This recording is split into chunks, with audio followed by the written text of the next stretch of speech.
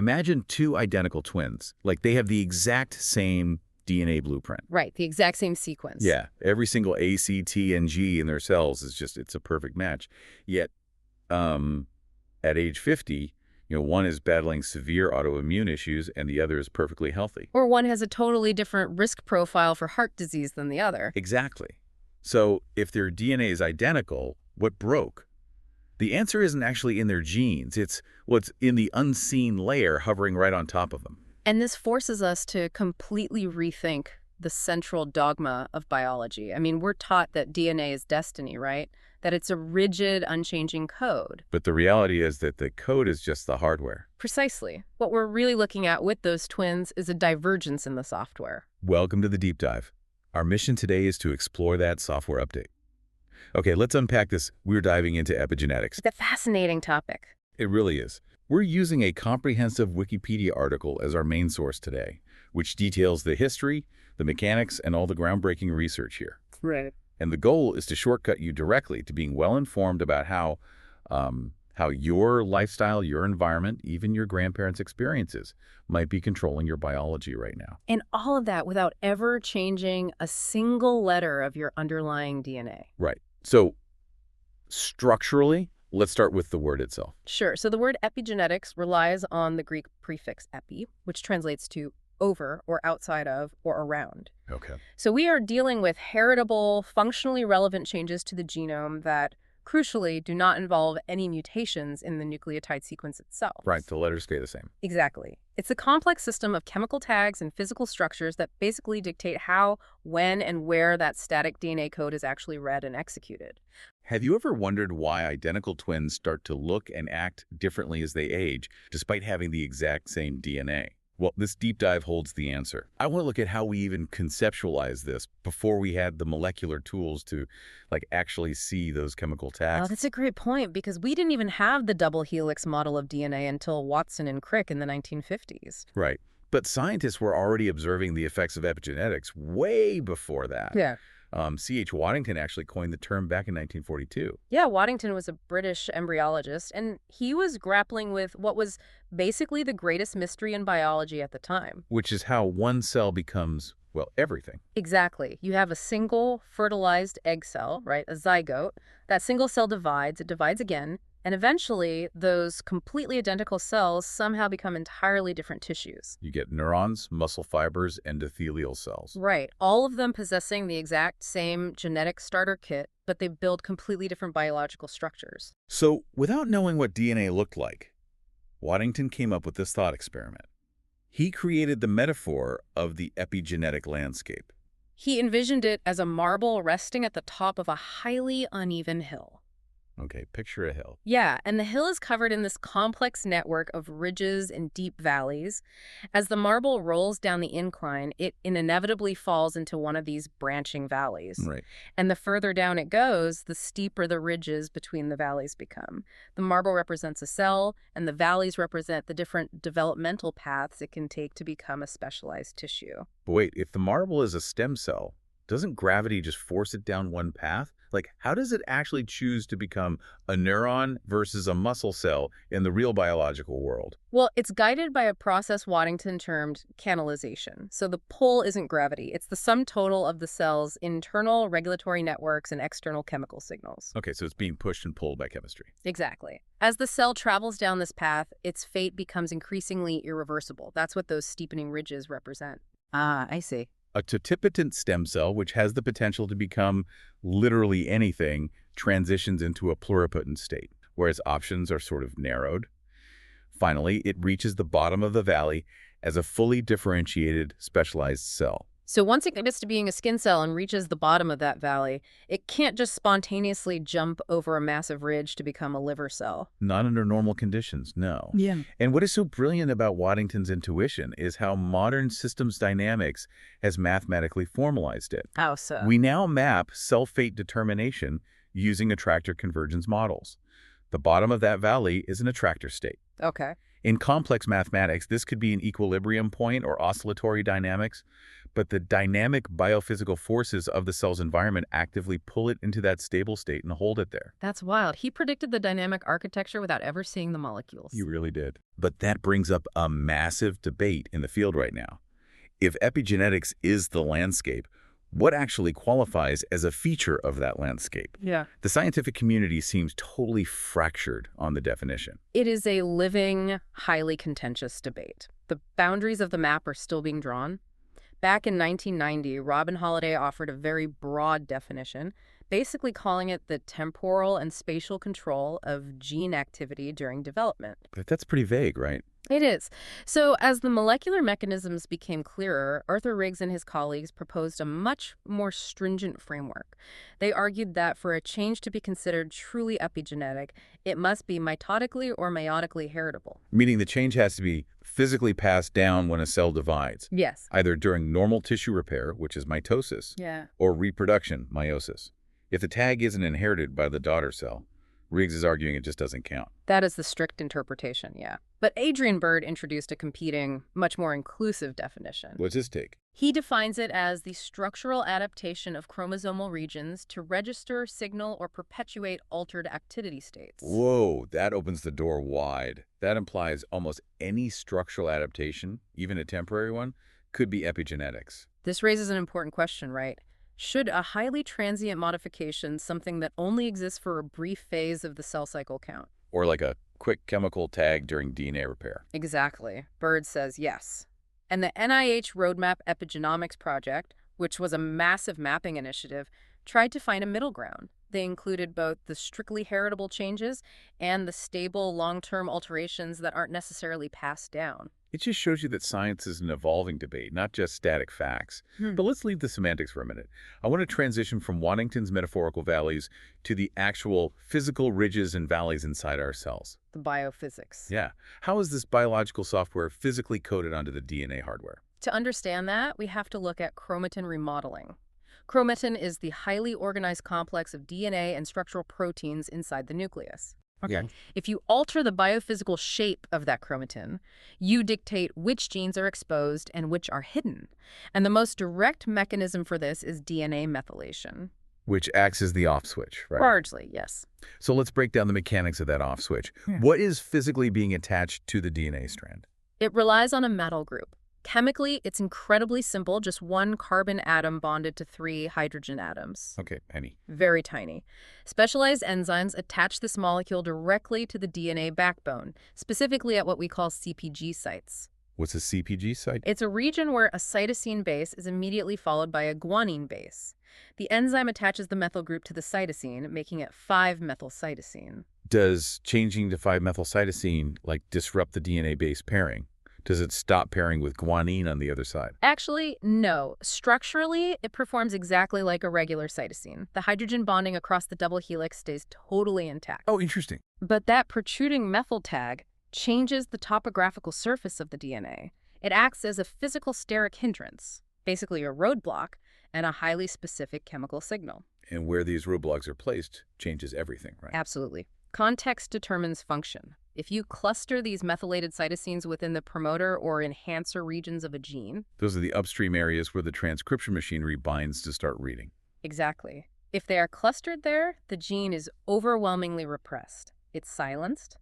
The physical presence of those methyl groups blocks about 22% of transcription factors from ever binding. Wow, just physically blocks them. Yeah, and furthermore, the methyl tags act as beacons for methyl CPG binding domain proteins, MBDs. Okay, so the MBDs are actively hunting for these methyl clusters.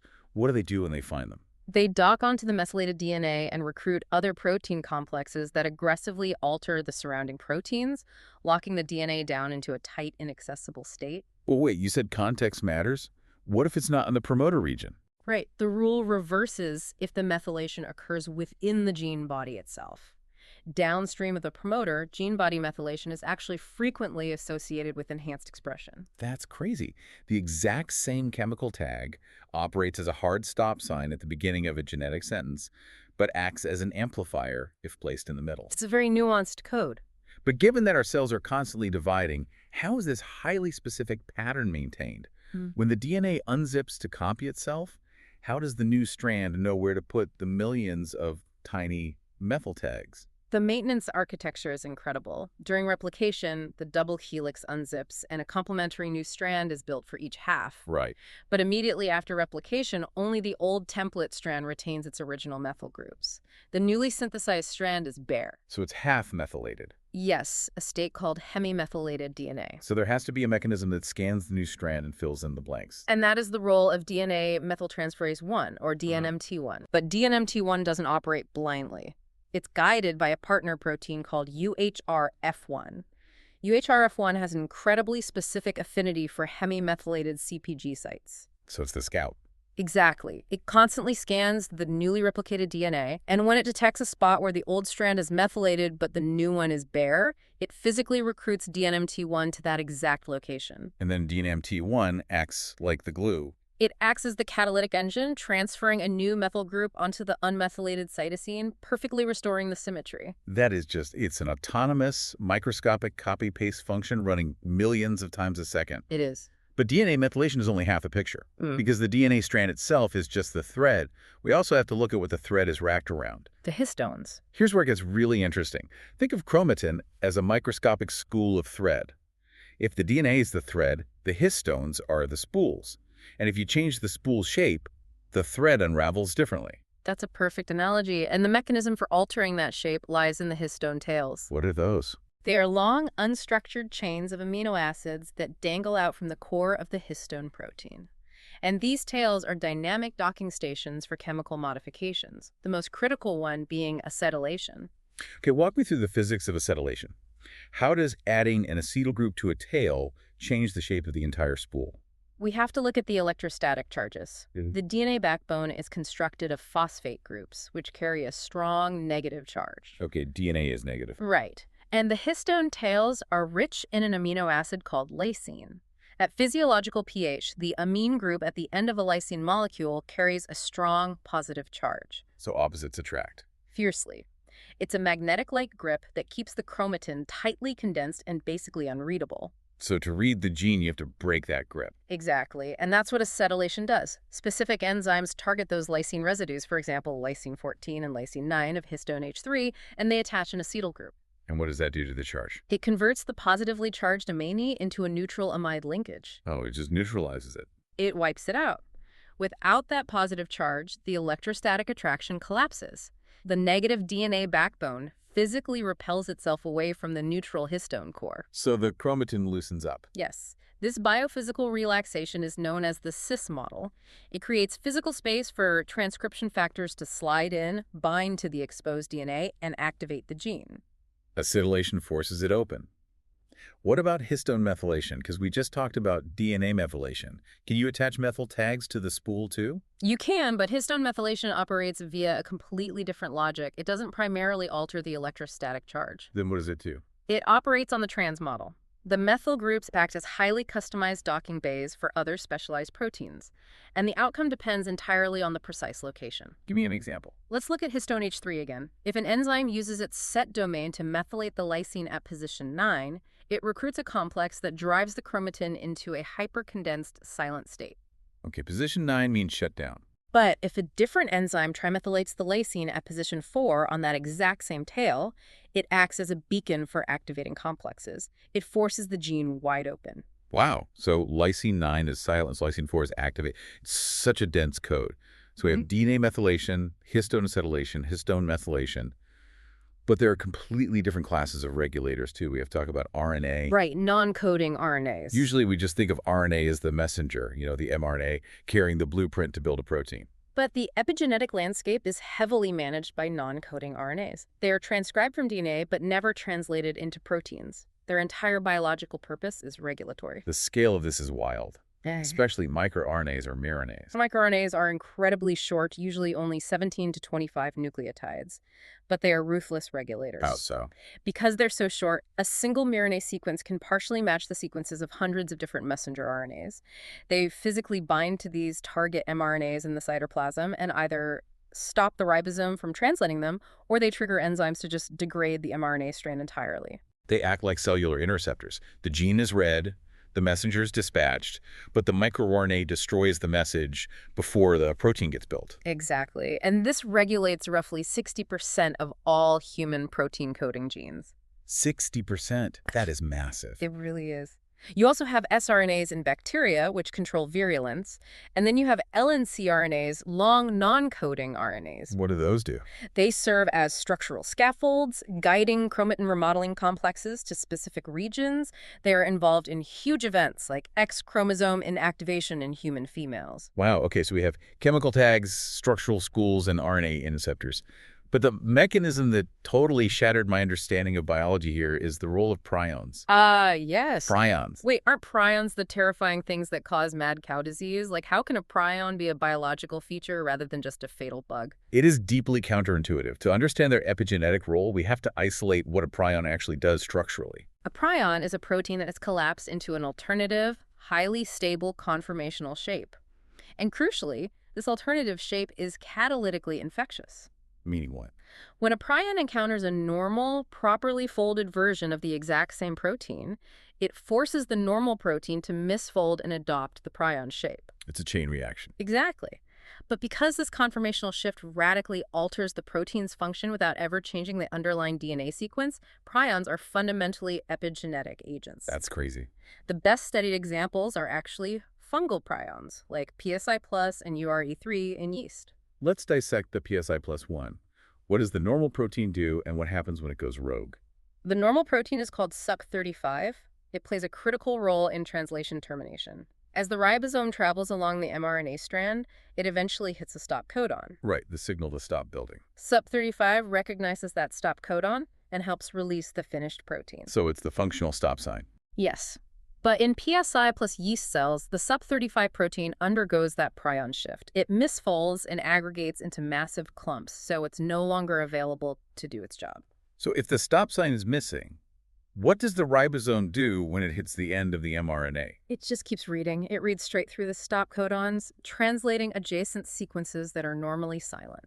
Wait, why would a cell want to randomly generate elongated novel proteins? That sounds like chaos. Under optimal conditions, it is. But under severe environmental stress, like a sudden spike in temperature, the yeast cell is facing imminent death. Okay. The PSI plus prion mechanism acts as a desperate emergency override. By suppressing the stop codons, it rapidly generates a massive variety of new phenotypic traits. Most might be useless, but one might just confer a life-saving adaptive advantage. Oh, wow. So it's a biological lottery ticket, triggered instantly by protein aggregation, so it doesn't have to wait generations for a DNA mutation. Exactly. It's a completely alternative form of inheritance. Okay, so we've mapped out the physical machinery. The methyl tags, the spools, the RNA, the prions. Now let's pivot to the daily grind. What actually triggers all this? Yeah, what makes this massive machinery shift on a Tuesday afternoon? And that brings us to the chaos of DNA damage. The source material had a staggering fact. Human DNA suffers about 60,000 instances of damage every single day per cell. The cellular environment is highly volatile. Simply by metabolizing oxygen to produce energy, our mitochondria generate reactive oxygen species, free radicals, And they just bombard the DNA. constantly. One of the most frequent consequences is oxidative DNA damage, specifically a lesion called 8-OHDG. And the text pointed out that this oxidation isn't just random. Certain epigenetic states are more vulnerable to this damage. Yes, the molecular topography matters. Cytosines that have a methyl group attached to those 5-methylcytosines have a significantly lower ionization potential. Oh. That makes the guanine base right next to them a highly preferential target for oxidation. So the very tags used to silence a gene inadvertently create a lightning rod for damage. They do. And this 8-OHDG lesion is incredibly dangerous. It's highly mutagenic. If the cell attempts to replicate, it'll often insert the wrong base pair, causing a permanent mutation. So the cell has to fix it immediately. Right. It requires a repair enzyme called OGG1.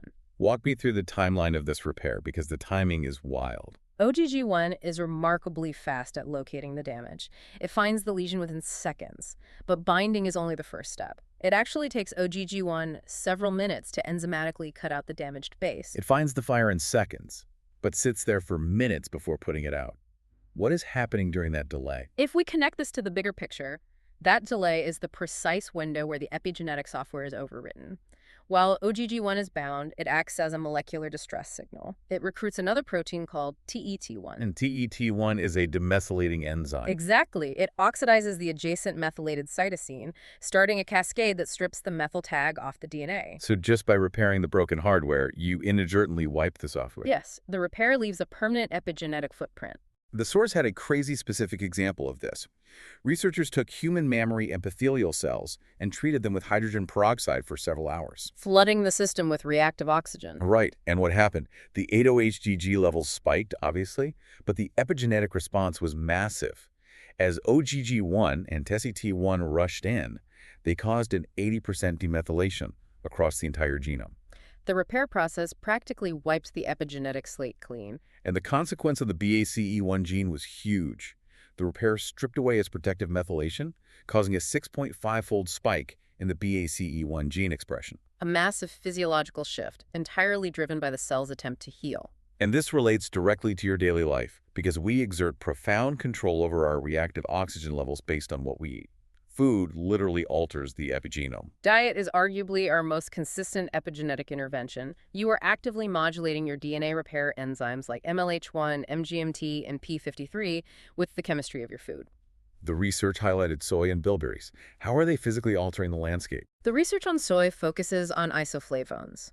Clinical studies showed that supplementing with soy isoflavones for just 3 weeks significantly reduced systemic markers of oxidative stress and actively decreased baseline oxidative DNA damage. So you're physically reducing the number of those 8-OHDG lesions? Yes. And the bilberry data is even faster. Bilberries are rich in anthocyanins. When subjects consumed bilberry pomace extract, researchers documented a measurable decrease in oxidative DNA damage just 2 hours after consumption. Wait, really? 2 hours? Just 2 hours. That's the time it takes to watch a movie. You eat the berries, and they're actively intercepting reactive oxygen, which prevents OGG1 from deploying, which prevents TAT1 from wiping your methyl tag. You're physically stabilizing your software with food. That completely collapses the barrier between outside and inside. Yeah. But okay, diet is a passive input. What about active conscious experiences? Does learning have a physical weight inside the nucleus? The connection between neurobiology and epigenetics is profound. Because making a long-term memory requires actually breaking your own DNA. It is a violent act at the cellular level. To convert a short-term memory into a stable, long-term one, neurons have to physically alter their architecture.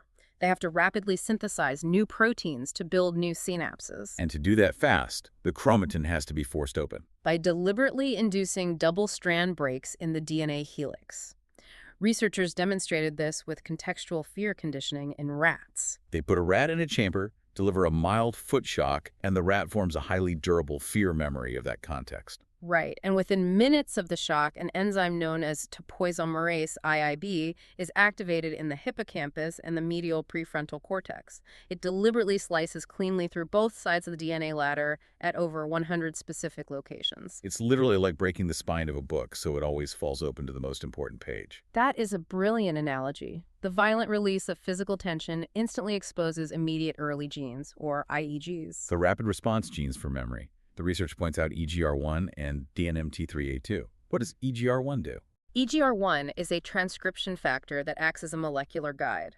Once the DNA is broken, it locates the specific genes needed for new synaptic proteins, and it physically recruits TET1. The same TD1 from DNA repair. The very same. EGR1 drags TDT1 to roughly 600 specific locations to strip away methyl tags and force those memory consolidation genes open. And what about DNMT3A2? While TT1 turns genes on, DNMT3A2 is a de novo DNA methyltransferase. It rushes in to apply fresh metal tags to repress competing pathways. So it's this highly coordinated push and pull, permanently encoding that single fearful memory. And the scale is massive. 24 hours after the conditioning, nearly 10% of the rat genome in the hippocampus alters its methylation. 10%.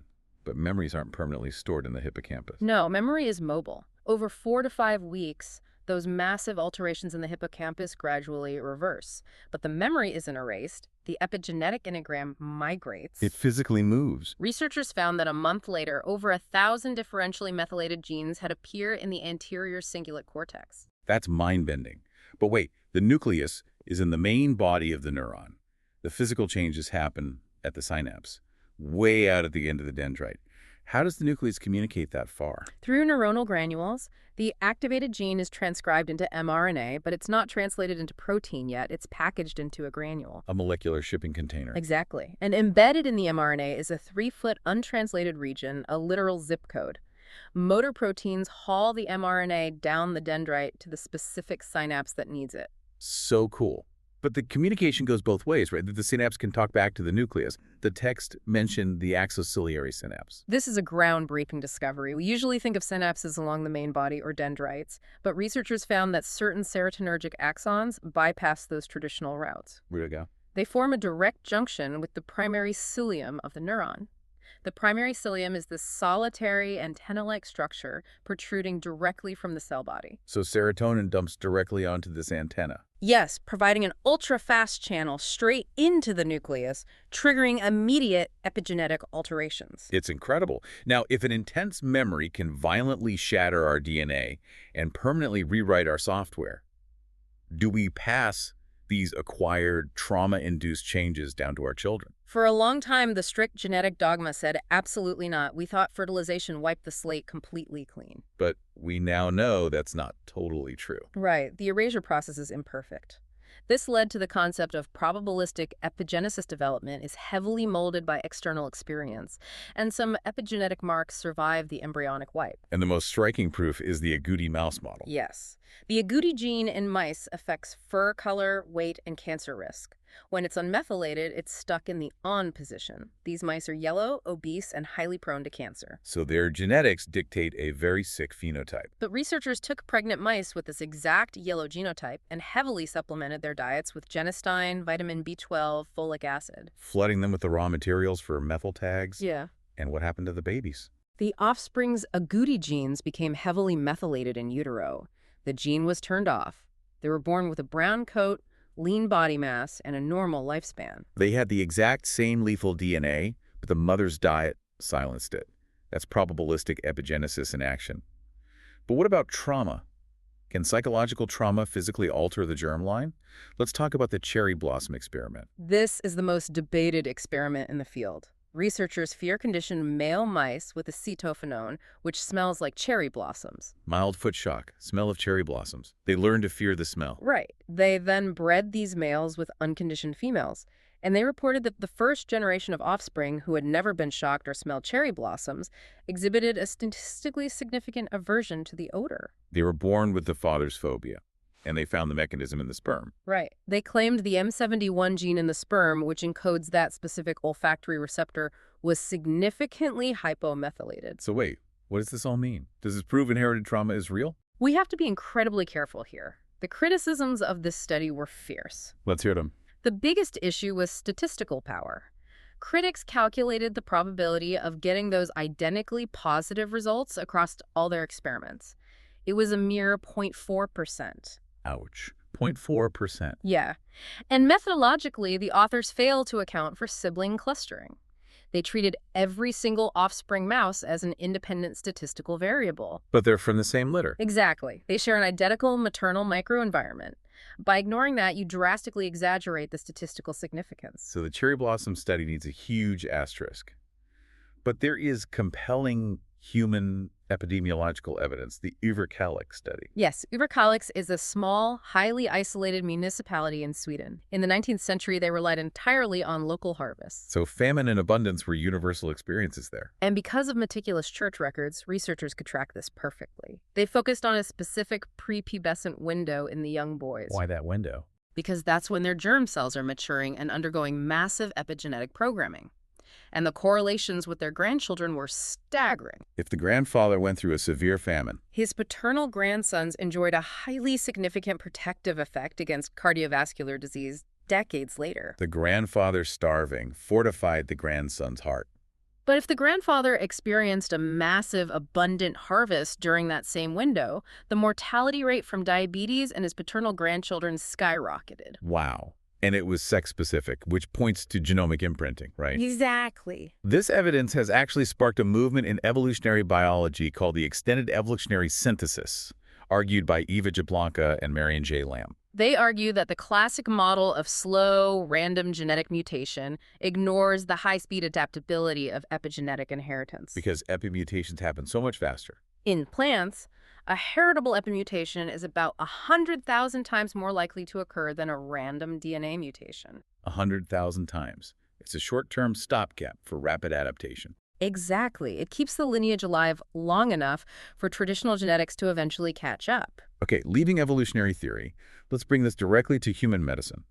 Returning to the identical twins. They are the absolute gold standard for this. In their early years, their epigenomes are practically indistinguishable. But a study of 40 twin pairs, aged 3 to 74, showed what happens over a lifetime. Epigenetic drift. As they age, especially if they spend time apart or have different medical histories, their 5-methylcytosine and histone acetylation massively diverge. A lifetime of choices writing different software, and we also see the power of this in genomic imprinting and disease. Consider a partial deletion on chromosome 15q. Yeah. Normally, you inherit 2 active copies of every chromosome, but imprinting permanently silences one parent's copy in certain regions. So if you inherit that 15q deletion, The packaging dictates the disease. If you inherit it from the mother, it causes Angelman syndrome, severe intellectual disability. but if you inherit the exact same deletion from the father, It causes Prader-Willi syndrome, weak muscle tone, and an overwhelming drive to overeat. The physical DNA error is identical, but the epigenetic imprint changes the entire syndrome. the packaging matters as much as the contents. And this impacts pharmacology, too. Definitely. Beta-lactam antibiotics alter glutamate receptors via epigenetics. Lithium impacts protein autophagy. And opioid addiction.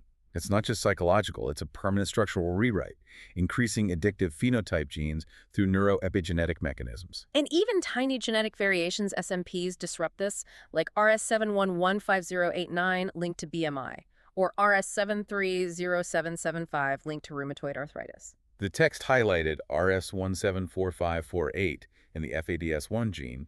It alters fatty acid metabolism, which changes methylation in CD8 plus T cells, leading to asthma. It's all incredibly interconnected, but what's fascinating here is how easily this complex science gets twisted. Yes, the pseudoscience warning. We have to draw a hard line. Geneticists like Adam Rutherford and David Gorski strongly caution against quack literature claiming you can manipulate your genes with mind control. Yeah, that you can just think away your cancer.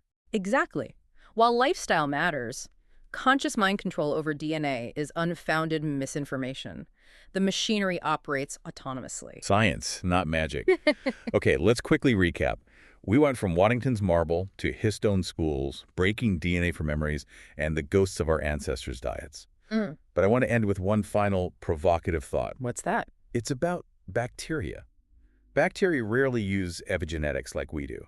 Instead, they use adenine methylation for virulence and host adaptation. Right. So if the microbiome inside us is constantly using epigenetics to adapt to us, and our epigenome is reacting to them, how much of our epigenetic state is actually a silent, lifelong molecular negotiation between our cells and trillions of bacteria? The boundaries between host and microbiome blur entirely. It's a profound feedback loop. It really is. Thank you for joining us on this deep dive. Keep exploring, stay curious, and we'll catch you next time.